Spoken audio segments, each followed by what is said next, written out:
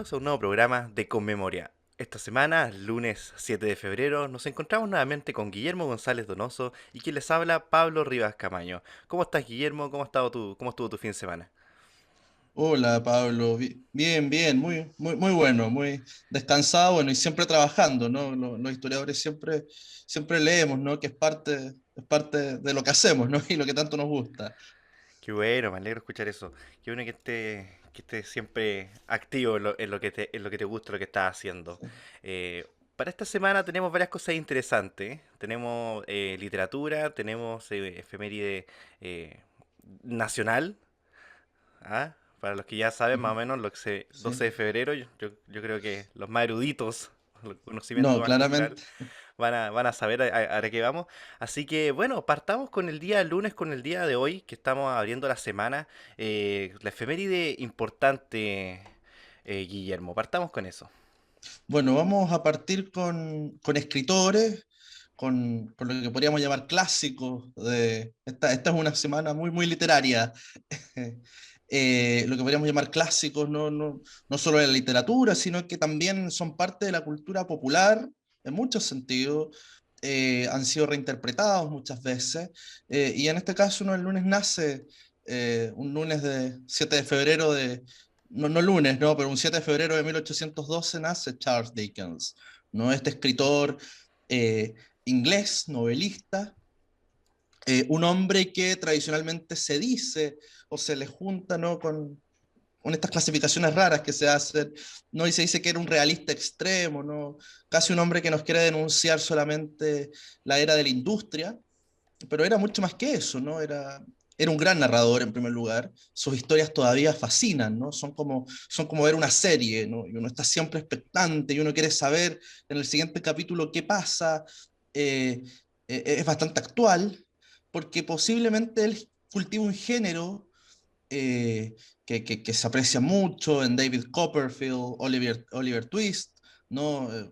Prácticamente creó un concepto de Navidad, ¿no? Con una canción de Navidad, eh, ¿no? La idea de la Navidad también como un tiempo propiamente moral es de él, eh, y crea tipos, ¿no? de seres humanos, de personas, formas de ser de los sujetos, y los lleva a un extremo, ¿no? Entonces, los pobres son muy pobres, los ricos son muy ricos, los buenos son muy buenos, los malos muy malos. Pero en esos extremos también es un ejercicio muy bonito en el cual nos muestra elementos muy actuales, ¿no? Como que pareciera ser que cada uno de los personajes de Dickens, eh, uno siempre conoce a un personaje de Dickens. Siempre hay uno, ¿no?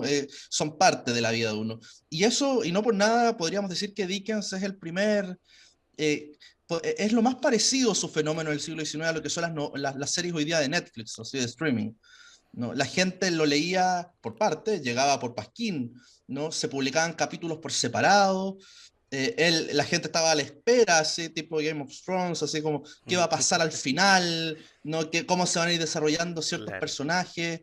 En Estados Unidos él era inglés y era furor, o sea, posiblemente de las primeras concentraciones de fanáticos correspondían a sus visitas, ¿no? En pleno siglo XIX a Estados Unidos. O sea, no, francamente un escritor muy vigente que, insisto, ¿no? Particularmente me toca este efeméride porque me gusta mucho que vayan a leer, y si tienen que leer algo así o releer, ¿no? Algo así único que uno podría decir hoy día es Historia de dos ciudades, ¿no? Leer Historia de dos ciudades es leer mucho de lo que hemos vivido nosotros, eh, no con el dramatismo que ahí se presenta, pero leer la vida de dos formas, ¿no? De dos formas de ciudades, de sociedades, por lo tanto. Él contrapone la inglesa y la francesa en tiempos de la Revolución Francesa, ¿no? Y por lo tanto nos muestra, ¿no? Una sociedad eh, en donde los pobres son abusados por los ricos en Francia, unos ricos muy poderosos, ¿no? Que van con pelucas arriba de unos carruajes, versus, ¿no? Una sociedad de banqueros, industriosos, trabajadores, hombres libres al otro lado. De alguna manera va siendo esa contraparte, ¿no? Y termina por dilucidar o ir develando qué es la verdadera libertad, qué es la verdadera dignidad del ser humano, ¿no? ¿En dónde reside? por qué ciertos trabajos son dignos, ¿no? Él eleva muchas veces lo que a simple vista no nos parece, los personajes más interesantes los sube de nivel, baja a otro. Es francamente una novela fascinante que si se lee con los ojos de hoy sigue tan actual, ¿no? Como cuando se publicó. Sí, tan vigente. Bueno, quien no ha leído o visto alguna adaptación de Cuento de Navidad o Canción de Navidad también. Totalmente, ¿no? O sea, Sí, hasta el cine, así que llamarlos, de hecho hoy día yo creo que en cualquier plataforma de streaming van a encontrar alguna adaptación no solo de Christmas Carol, sino van a encontrar también David Copperfield, van a encontrar Oliver Twist, ¿no? Hay también muy recomendable una serie de Dickensians, ¿no? Porque sus personajes son tan arquetípicos que, por ejemplo, la BBC creó esta serie basada en personajes actuales, o sea, crea sujetos actuales a partir de personajes de Dickens. Es decir, estos personajes podrían haber vivido en cualquier época, ¿no? Uno siempre conoce, como les contaba, un personaje dickensiano. claro, exactamente. Para el día martes, Guillermo, ¿con qué nos sorprendes? Bueno, seguimos con escritores. Otro escritor que yo creo que también está muy, muy arraigado en nuestra cultura, Jules o Julio Verne, ¿no? Como se conoce. Y un hombre que además uno podría decir eh, muy poco característico del tipo de literatura de la Francia del 19, ¿no? Una literatura muy militante, muy marcada por un cierto estilo moralista. Eh, Diríamos, ¿no? Él entra en el género de la ciencia ficción y él vive de alguna manera la curva de la modernidad, es decir, es un hombre que primero se admira, es el hombre que primero celebra el progreso, ¿no? Y lo ve con buen futuro, y luego no es que no lo celebre, pero es capaz de ver también sus limitantes, sobre todo en el plano humano, ¿no? La ciencia ficción siempre ha sido un género que por la gente muy, muy pretenciosa o erudita o que tiene esas pretensiones, ¿no? Es muy despreciado. Eh, y yo diría que en realidad es un género que trae en sí mismo mucha certeza. La primera de ellas, que es capaz, ¿no? De presentar a las personas de alguna manera más allá de sus propios contextos. ¿No? Primero nos lleva a soñar y a sorprendernos, que es algo fascinante, eh, pero también nos logra mostrar las limitaciones de aquello que nos sorprende, en este caso el desarrollo tecnológico y de alguna manera la relación que nosotros establecemos. Y eso sigue siendo hasta el día de hoy una disyuntiva en nuestra vida. No, nosotros ya no somos hombres que creemos, o personas que creemos, que todo lo que venga del futuro va a ser bueno. No, no vamos en un camino trazado y dibujado de la humanidad hacia un destino, sino más bien vamos tanteando, ¿no? Y nos vamos sorprendiendo con lo que va pasando y lo tratamos de entender. Eh, Verne yo creo que es parte de esa generación, aparte de ser muy, muy entretenido. Yo en este caso siempre estoy cargado por el lado anglosajón antes que el francés, pero en este caso me quedo con Verne, por ejemplo, antes que Wells, por ejemplo, que también es uno de los grandes escritores en torno a estas experiencias no futuristas o ficcionales de ciencia ficción. No, sin duda, elemental también para adentrarse a la vida moderna o al entender del ser moderno, ¿no? De una manera mucho más amena, ¿no? Como La Vuelta al Mundo en 80 días o 20 leguas de viaje submarino, que ese es el que más me gusta. O El viaje centro de la Tierra también, que también También, tuvo un ¿no? montón de adaptaciones y parodias a lo largo de toda Totalmente, ¿no? lo que suele ser Eh, la y por lo cinematografía. mismo, ¿no? Por lo mismo, porque sigue de alguna manera presentándonos preguntas al estilo de Dickens, que hoy día uno también se las haría, ¿no? En ese sentido no hemos cambiado tanto. Exactamente. Para el día miércoles, Guillermo, ¿para qué área nos vamos ahora de la historia? ¿Qué vamos a recordar? Bueno, vamos a recordar, seguimos, ¿no? Con los escritores. Eh, Vamos a tener mucha literatura, mucho llamado a leer literatura. Y bueno, y muere, ¿no? Se recuerda la muerte de Dostoyevsky. Fyodor Dostoyevsky, escritor ruso, sin duda de los grandes, grandes rusos. Eh, no hay que temerle a los rusos, son lo primero, a la literatura. Es una literatura muy especial, no hay que asustarse con los nombres, que es porque lo que pasa cuando uno toma un libro.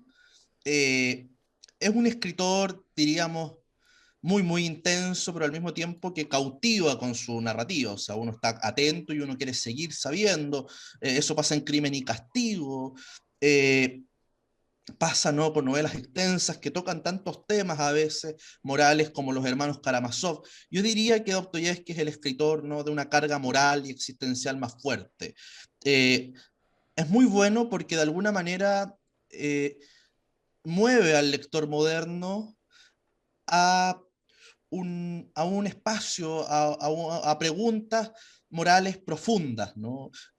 A mirar de alguna manera el rostro de lo que nunca miramos en la modernidad, ¿no? Nosotros en los tiempos modernos tenemos de alguna manera la contradicción de que entre más conscientes somos de nuestras debilidades, al mismo tiempo más tratamos de alejar esos problemas, como la violencia, por ejemplo, la Mm, pobreza, el dolor. Y leer a Dostoyevsky es entrar en el drama humano en lo profundo, ¿no? O sea, sus personajes están cargados o escindidos de alguna manera por traumas, por dramas muy profundos, por grandes actos de violencia, por un daño, ¿no?, profundo hacia los otros, y de alguna manera reflexionar desde ahí es muy, muy interesante, ¿no?, como ejercicio. Y también, como les reitero, ¿no?, es sin duda también el origen de lo que puede ser ese tipo de reflexión moderna. Eh, es un autor, además, como les contaba, muy ameno y por lo tanto eh, hay que leerlo, porque también tiene esa carga actual, ¿no? Trata temas que son muy actuales, ya sea porque son constantes en la moral humana o porque también vivió tiempos muy agitados.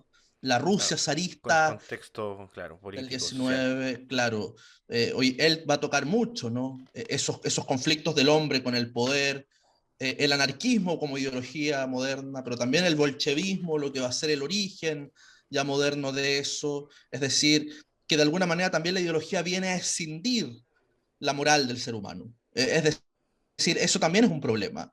Yo creo que también por eso es muy, muy actual.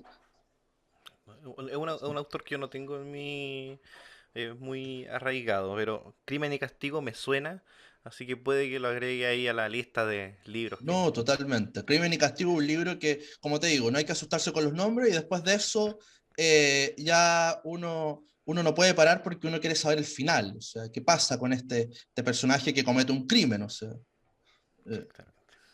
eh, Para el día jueves, Guillermo, ahora sí que nos vamos a otra área. ahora sí Ahora sí salimos cambiamos. de la literatura eh, y nos vamos a la ciencia, ¿no? Pero aunque no crean, no nos alejamos tanto. Y recordamos la muerte, ¿no?, en el año 23 de Wilhelm Röntgen, ¿no? Röntgen, no sé, que es el padre, ¿no?, el descubridor, ¿no?, el hombre que trae de alguna manera a la vida moderna lo que nosotros conocemos como los rayos X, ¿no? Eh, un ingeniero y físico alemán, totalmente dedicado a la investigación, podríamos decir, eh, consideraba, ¿no?, que producir radiación electromagnética, ¿no?, que es lo que él logra, estaba muy, muy vinculado a su interés por la mejora en la vida humana, por lo que en esta época se hablaba del progreso de las sociedades, de la vida humana. Es decir, hay una cierta confianza en el desarrollo científico, eh, pero también de alguna manera muestra una forma moral.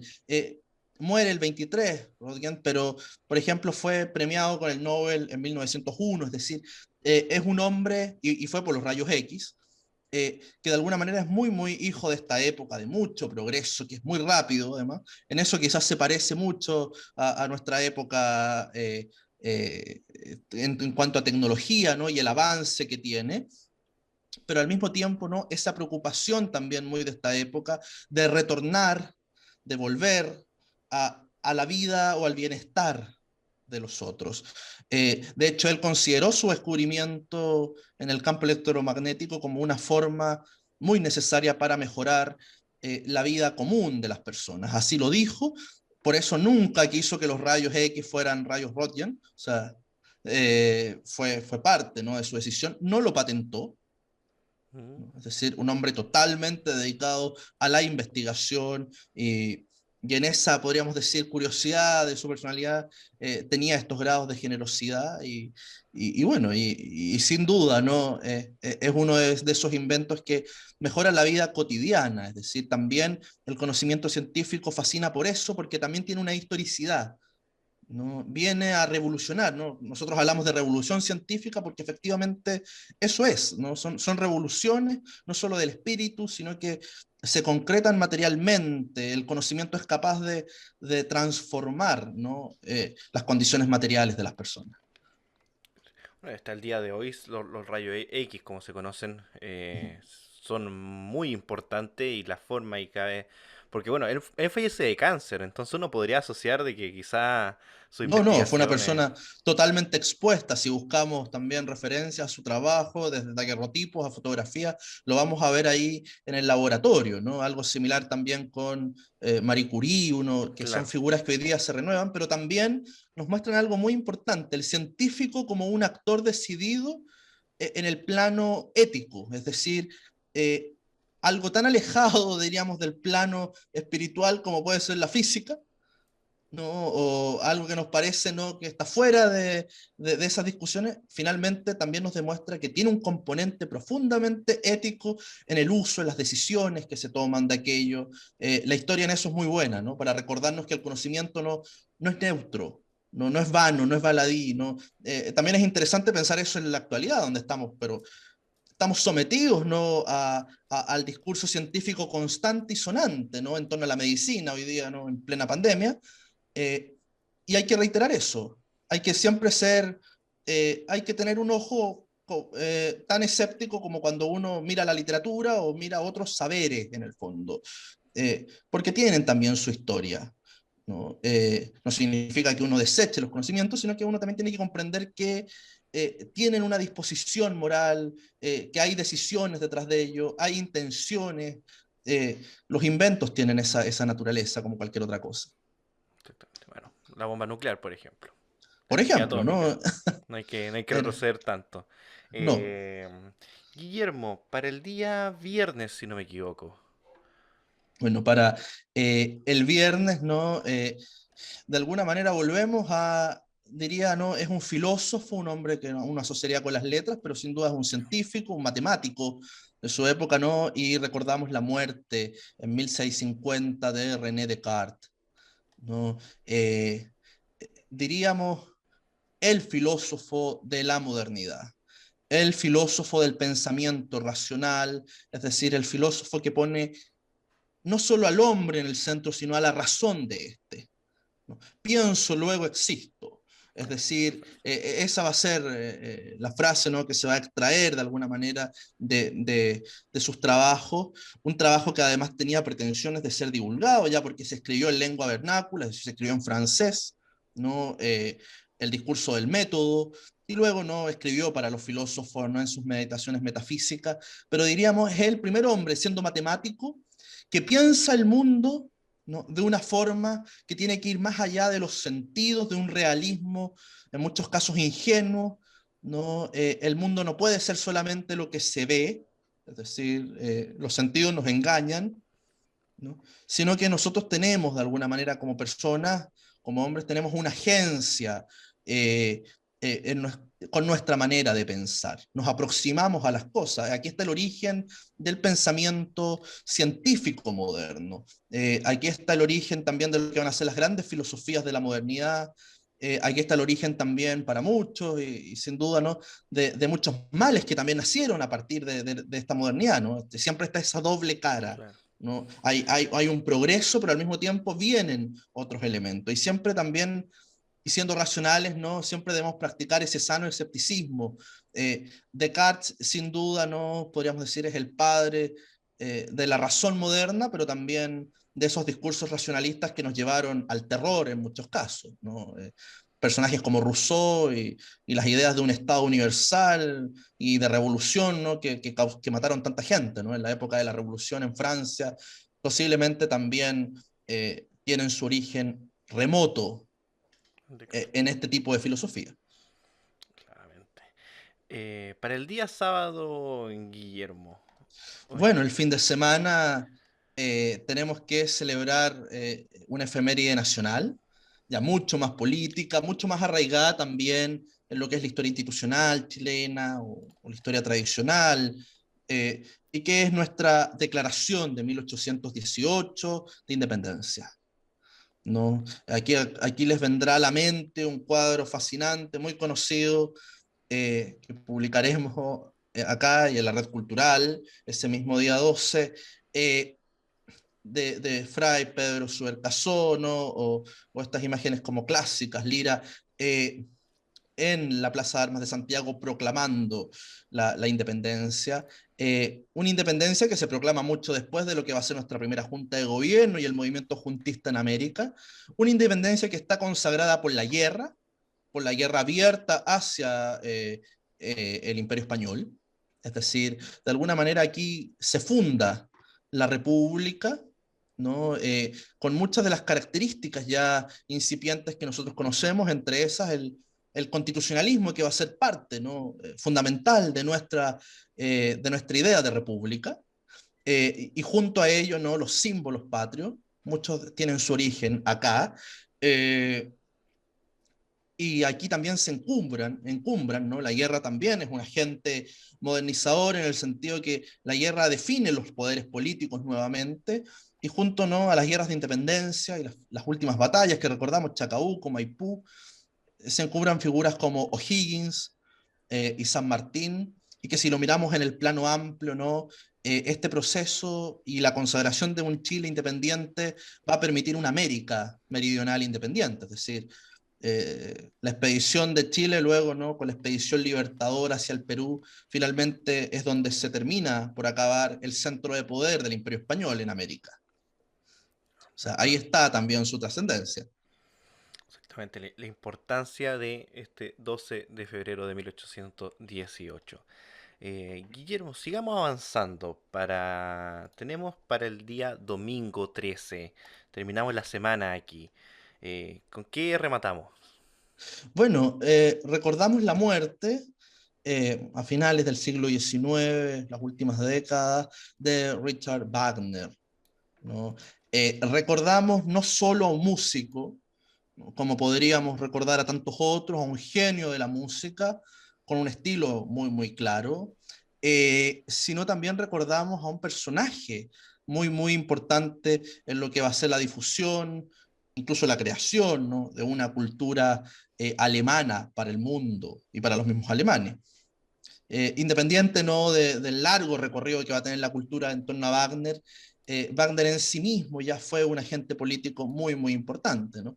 Está en el origen del nacionalismo alemán, ¿no? Está en el origen también de un movimiento romántico revolucionario, ¿no? alemán muy activo político, muy heredero de ese movimiento romántico inicial, admirador de la cultura germánica, eh, pero también un hombre que diríamos que filosóficamente, así como políticamente, tenía muchas contradicciones. No, no aceptó, no tuvo una turbulenta relación, por ejemplo, con Friedrich Nietzsche, sobre todo al final de su vida. Un hombre que diríamos era también un artista pleno, es decir, la acción política y su pensamiento eran parte claramente de lo que hacía, pero no solamente tenemos que mirar su música como una reminiscencia historicista del pasado mitológico alemán o tradicional alemán o germánico, sino también como una forma en sí misma, ¿no? Hay un estilo, hay un espíritu en su música. Yo creo que también eso hace que podamos mirar el arte, podamos mirar la creación artística con ojos más trascendentes, ¿no? Y la música de Wagner claramente está también en nuestra cultura, está en lo que de alguna manera conocemos, ya sea la cultura popular, como Parsifal, ¿no? Los Nibelungos, Tristana y e Isolda, es decir, ¿no? La marcha de las Valquirias, Eso. Esa es la. Yo creo tan, que tan con eso. clásico. Sí. Esa es la que. La importancia. Bueno, esta semana con lo que estamos recordando para ir terminando. La importancia en que han tenido todos estos autores, músicos. en la cultura popular hasta el día de hoy. Yo creo que si podríamos tener un común entre todo lo que hemos visto, yo creo que es la importancia hasta el día de hoy en la cultura popular. Totalmente, ¿no? Y, o sea, de hecho hay algo que ya está como pasado de moda decirlo, pero creo que tiene una cierta vigencia, ¿no? Antes la recopilación de textos para jóvenes o para niños, esto 30, 40, 50 años antes, siempre se asociaban a una idea de universal, ¿no? La biblioteca universal, un poco yo podría acceder, pero posiblemente lo universal también radica en eso, ¿no? En la vigencia, en cierta actualidad, ¿no? Eh, el dramatismo, por ejemplo, el drama de la guerra, que Wagner quizás es capaz de captar mejor, ¿no? En su música, a que si yo escribo, no sé, 10 mamotretos sobre el tema, ¿no? Posiblemente no voy a poder transmitir emocionalmente lo mismo. Las preguntas, muchas veces las preguntas morales que nos hacemos no corresponden a un guión muy prefijado, ¿no? Están en la experiencia existencial, ¿no?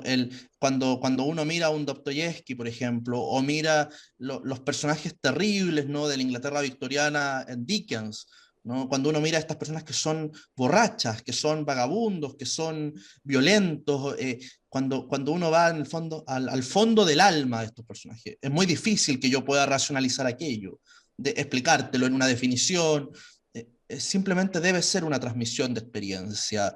Eh, Mantener la moral en esas condiciones, por ejemplo, es una cosa tremenda y son tensiones, por lo tanto. Yo creo que ¿qué los hace buenos? ¿Qué los hace buenos músicos? ¿Qué los hace buenos escritores?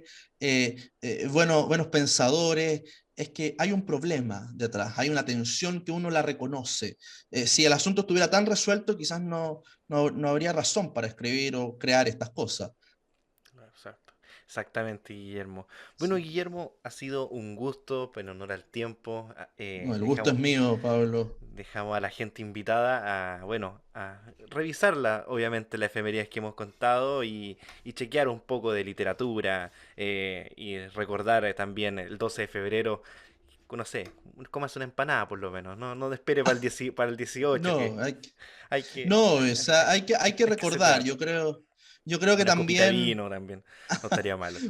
no tenemos que tampoco pelear tanto el 12 de febrero, más bien sirve y para eso sirve la historia como consejo, si me permites darlo, que ayuda mucho a pensar, ¿no? Ahí hay el origen de muchas cosas, también se pensaron muchas cosas, algunas cambiaron, otras no, y también entonces, bueno, hacernos esas preguntas en tiempos de cambio, ¿no? ¿Por qué partieron algunas? ¿Qué sentido fueron cobrando, ¿no? Quizás ese 12 de febrero, ahí radica lo simbólico, ¿no? Para nosotros. Exactamente. Bueno, Guillermo, ha sido un gusto. A la gente, obviamente, que se suscriba al canal de Nacional Libertario. Esto fue Con Memoria. Mi nombre es Pablo Rías Camaño y me encuentro aquí con el invitado con Guillermo González. Ha sido un gusto. No, el gusto es Guillermo, que esté mío, muy Pablo. bien y saludo a la Igual. gente. Y nos vemos la próxima semana. Hasta pronto.